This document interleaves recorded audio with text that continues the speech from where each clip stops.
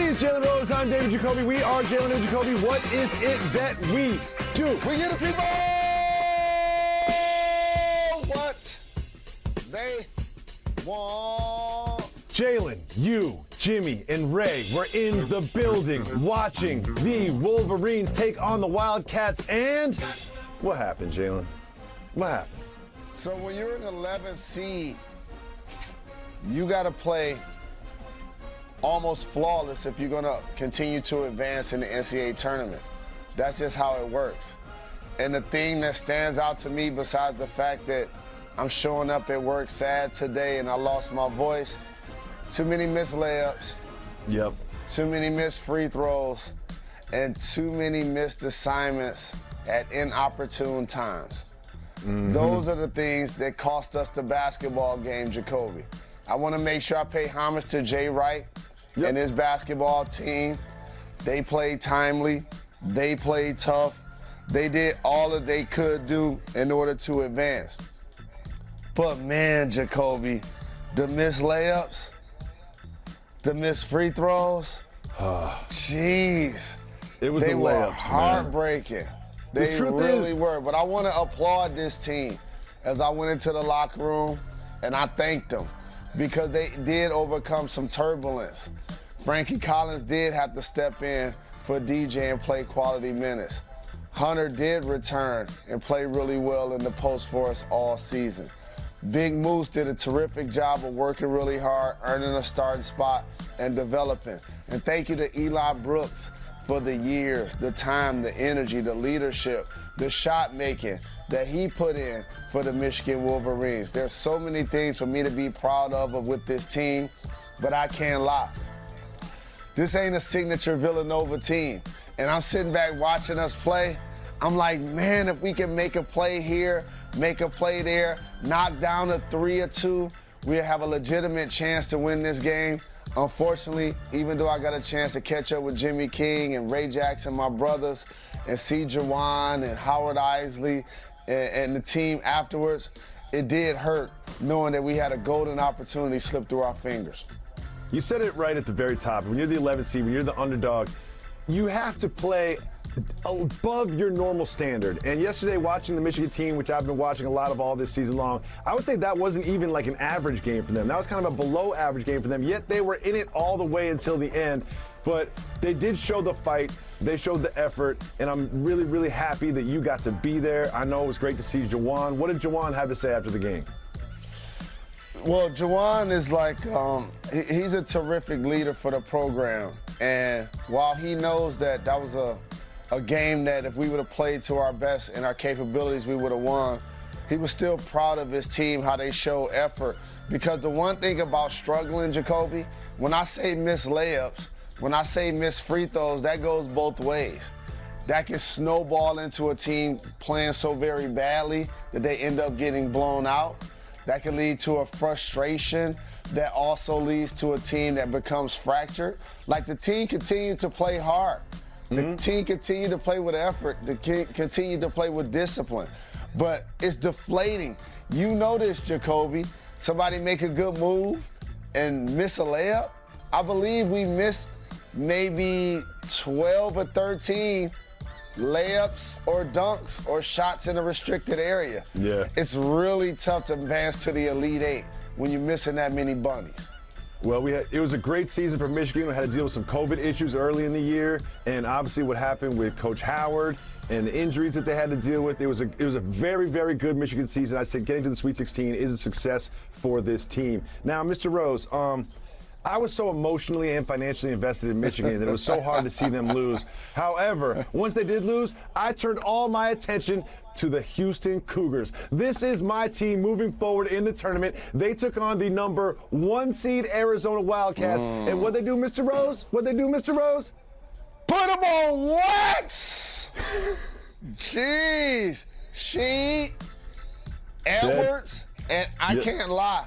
The enthusiasm you have for the Houston Cougars and Calvin Sampson and his team, Ray Jackson had it too. And when Michigan lost and all of us were drowning in our sorrows, and waiting on the team to get ready to get on the bus so we can tuck our tails between our legs and respect the game and leave the arena. Ray Jackson was like, me and my son about to go watch Houston because I'm taking them to cut down the Nets, not that Michigan lost. And he literally stayed to watch the game. He was like, they're about to beat Arizona. Now, Arizona benefited in their previous game from a call late versus TCU. But I want to give Houston a lot of credit, and I want to give you a lot of credit for the pick. They play great defense. They play hard. Shed is just such a great leader. Edwards knocked down some key shots. They've got sort of a good team that you need for the tournament. They've got senior leadership at the point guard position, athletes at the wing and more, and they've got a couple bigs that can match up against any other bigs in the tournament. I can't wait to watch them moving forward. And then the big headline coming out of yesterday was this. It looked like it was going to be Coach K's last day. It looked like last night was going to be the last time that Coach K ever stood on the sidelines for the Duke Blue Devils, but they came from behind and got hot late and beat the Texas Tech Raiders. And Coach K did a terrific job of keeping this squad engaged. I mean, Williams had a big block, and they played with effort. They're a talented bunch. And when you lose in the ACC tournament the way they did, and Coach K has to go to the podium and basically apologize for his team not playing very well in this farewell game, and it becomes memes and it becomes a trending topic, and they get clowned for being the squad that doesn't carry the legacy properly of Coach K, there becomes a sense of pride. And I appreciate how they stepped up and found a way to advance. And then there was another #1 team in action yesterday. They've got Chet Holmgren, one of the best players, projected to go in the top 3, top 4 in the NBA draft. They've got Drew Timme, a vet who can score in the post at will. They've got all this pedigree. They've got the #1 seed going into the tournament, and they got beat by Arkansas pretty easily, Mr. Rose. I was surprised by this. Were you? The final game I played in college was against Nolan Richardson, 40 Minutes of Hell in Arkansas. And I got a lot of respect for the history of that program. But I will tell you something. Before the game, when we lost, Bill Clinton was the president. And I'll never forget. He came into our locker room while they were out there warming up. And we were so excited to meet the president and do all of that. By the time we did the long run out to the court, I'll never forget looking up and like, wait a minute, the game about to start. They got you. You know what He I'm got saying? you. Like, you they know, from got Arkansas, us. right? He got you. Like, they got us. They sent the president in to delay you guys from coming out the locker room. Salute to Bill Clinton. You know he did that on purpose. He's like, guys, one more thing. I just want to tell you how important it is what you've done for society. Oh, yeah, one more thing. Bill Clinton is the reason that Jalen Rose never got a championship in the NCAA tournament. Well, I don't think they needed Bill Clinton's help. They didn't need Bill Clinton's help to beat Gonzaga. And watching Chet Holmgren yesterday was kind of like watching Jabari Smith. These sort of high draft prospects, #1 picks potentially, not play well in their final game in a college uniform. I'm not going to ask if that's going to hurt his draft stock because he's got all the things you need except for a little muscle to play in the NBA and be successful. But what do you expect from him at the next level?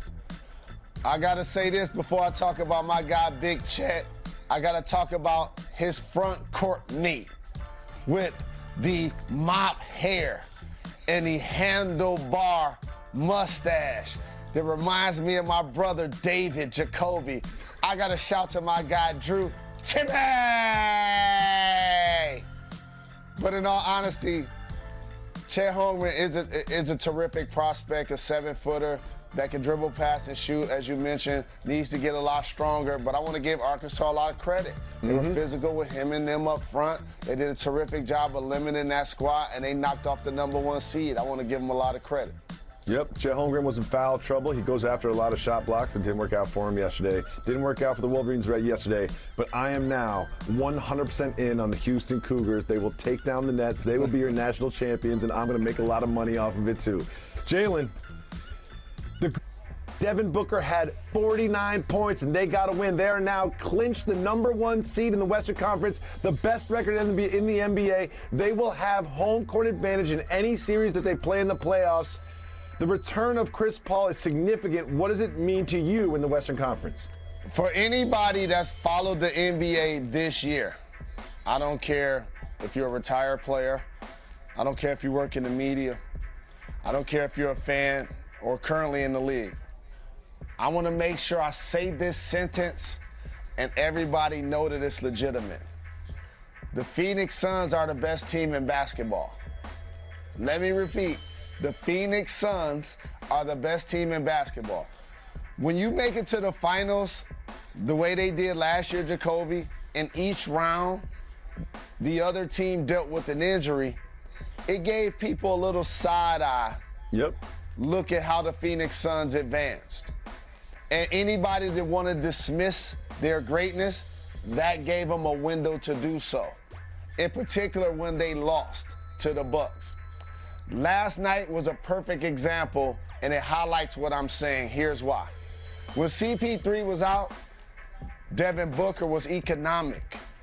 He wasn't just like, oh, I'm going to take 35 shots now that CP3 is out. He still played within the offense, played within the team structure. You see Cameron Payne have double assist games. You see DeAndre Ayton have season highs. Mikal Bridges, Cam Johnson. All of these players have their moments. CP3 comes back, takes the leadership, the ball handling, the responsibilities away from D-Book, where he could just get buckets. And you saw that play out yesterday. Yep. This is on the road in Denver versus a playoff team that has the reigning MVP on it, by the way. And so look at this. CP3 out there, he out there like his Bushwick Bill with his mind playing tricks on him. You see that? Do, do, do, do, do, do, do, do. Behind the back, in the lane. And so again, I respect a healthy Golden State Warriors team. You can't dismiss the Splash Brothers and Draymond Green and the emergence of Kuminga and the potential of their roster. But the Phoenix Suns are tier 1 alone in the Western Conference. Look at the standings. That's how I feel about these teams. That's how I feel about the teams. There's the Phoenix Suns, and there's a huge gap in everybody else, and it plays itself out in the standings.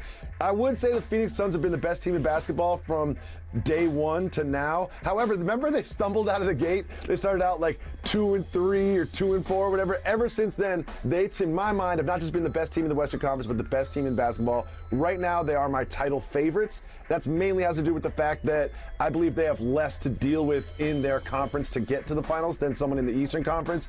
But I would not be shocked if it was Chris Paul holding up the Larry O'Brien trophy at the end of the playoffs. A lot of time before we get to that. Right now we have to get to the Eastern Conference.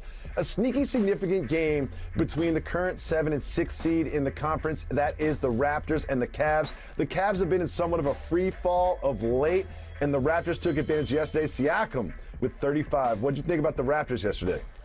Siakam's finding his game. He was a little rocky to start the season, and so were the Raptors in a lot of ways. Shout out to Fred VanVleet, who made the All-Star team this year, and Masai Ujiri that continues to add to that team and get players to play beyond expectation to the casual NBA fan. And Scotty Barnes has just been terrific. Oh, yeah. But I'll say this, Jacoby, when you say the 7th seed and the 6th seed and the Cavs and the Raptors going back and forth, it makes me want to highlight that the Cleveland Cavs, in particular, losing Jared Allen, they started to come back to the pack. Yep. And as you see those standings, we talk about the Nets and Kyrie Irving being able to now be a full-time player. And they got waxed in Memphis without Ja Morant. But however, it's not a foregone conclusion that they're going to stay where they are. They have a chance to still climb in the standings and up in the apple cart as it relates to the top part of the Eastern Conference. And as you mentioned, it's going to be a gauntlet in the East. It is. Like, it was the West for a while, but the West just has so many injuries. Anthony Davis, Kawhi Leonard, Jamal Murray. But this Eastern Conference is going to be a special race to see who wins it. If you pull up those standings again, you can take a look at something interesting because the Nets are now the 8th seed, right? But there's a 3-game gap between them and the Cavs and the Raptors. So it's going to be pretty much impossible for them to get to the 6th seed with the amount of games that they have left. So they are going to end up in a 1-game playoff. I don't think they lose 2 play-in games. But if you look at the other end, the Heat, the Bucks, the Sixers, and the Celtics, one of those 4 teams is going to play the Nets in the first round most likely. And that is going to be a very interesting series. an extremely interesting first-round series. I would say the most talent in a first-round series that I've seen in my entire lifetime. I can't wait for that. However, let's go back to the Western Conference. Because, Mr. Rose, we joke sometimes that maybe the Grizzlies are better without Ja Morant, but they're 16-2 without their best player. Like, without their best player, I would say like a fringe MVP consideration, Ja Morant, but it's Desmond Bane, it's Melton, it's Jaren Jackson. They just keep winning games. First off, you heard the Wu-Tang say it. Killer bees on the swarm. And that's what I see when I see, that's what I say when I see Bane and Brooks out there being aggressive offensively, tough defensively, fighting through screens. And you mentioned Melton. Great to see Jaren Jackson Jr. also play well. He deserves huge consideration for Defensive Player of the Year. The award isn't just about blocks, even though he leads the league. He has the ability to guard multiple positions, switch out, and make life difficult for the opponent. And again, here's what I want to teach everybody about the Memphis Grizzlies. Let's go below the box score for a second. So many times, right, everybody look at points, rebounds, and assists. But let me take you guys deeper than Atlantis of why the Memphis Grizzlies and Taylor Jenkins are actually such a good team. They've led the league the last 2 seasons, not just this year, last year too. Fast break points, points in the paint, second chance points. Those 3 categories below the box score: effort, intensity, intangibles. And that's why they're able to still win when Ja doesn't play, because that becomes the core of who your team is. And like I've said, they have a superstar in Ja that casuals make sure that they highlight and give the credit to, and rightfully so, because he's so very dynamic. But remember, when you watch him, he got the team's colors in his hair. Remember that. He got the team's colors in his hair. He's invested. And so now the other guy's like, Ja's out, it's my time to shine, baby. And that's what they're doing. It's been great to watch them become a number 2 seed in the West. And I think that a lot of people overlooked the return of Dillon Brooks. They didn't have Dillon Brooks, one of their best players all season long, even though they were making that run to the 2 spot in the Western Conference, and he is back. But do you know who else is back who's also overlooked, Mr. Rose? The 8th grader, Lance Stevenson.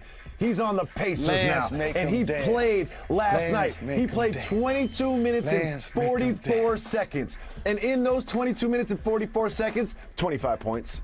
25 points in just under 23 minutes. Lance making them dance. Oh, look at that step back. Jalen. I mean, should he be considered as one of the MVP candidates? I don't think he's going to win the award, but like, you get a vote. For people like yourself that represent the tri-state and the East Coast to the fullest, you go ahead and cook about your guy Lance. I'll just fall back. I don't think he's going to win the MVP and why this year. Lance is an MVP candidate. He's not going to win the MVP this year, but I think that he's getting his feet underneath him. He's understanding his teammates. He's getting a chance to show what he can do, and next year is the year that he tears the top off the league and becomes an MVP candidate. I can't wait to see that, and I can't wait till this very short break is over, because we have so much more to discuss. We got some college games to get you ready for tonight. Stay tuned. You're watching Jalen and Jacoby. Jalen, every single day we're going to acknowledge that Brittany Griner is still being detained in Russia. This is now day 36. When do you think we can finally see her come home? It's just really head scratching to me that, so you go through an airport and you have some contraband and you're in another country and you get detained. I understand that. But for 90 days, like, it's been 36 days. They acknowledge that she may not get released until May. Like, I just really don't understand why this isn't getting more coverage. So I just want to send well wishes and prayers to her and her family and her teammates, and we're going to make sure we continue to highlight that situation every day on Jalen and Jacoby. Just across the river here is Jersey City, New Jersey, the home of St. Peter's Peacocks. Tonight they take on the Purdue Boilermakers. The Boilermakers have a lot of firepower, starting with that man, Mr. Ivy. Can St. Pete's make it tough on the Boilermakers? I don't believe so. St. Pete's has been a great story, but the guy right there you just saw, Ivy, you know, I watched him all season in the Big Ten, and a lot of people saw him do his behind the back and do his and one type of play in the transition. But he's going to be a lottery pick, Jacoby, and I believe he's going to be the difference in that game. And they've got some bigs, too. Edey is the biggest of all the bigs, and he is a handful down low. Good luck, St. Pete's. We'll be watching the games, and we'll be back on Monday on ESPN2. Thank you. Thank you. 4 You are p.m. far too kind.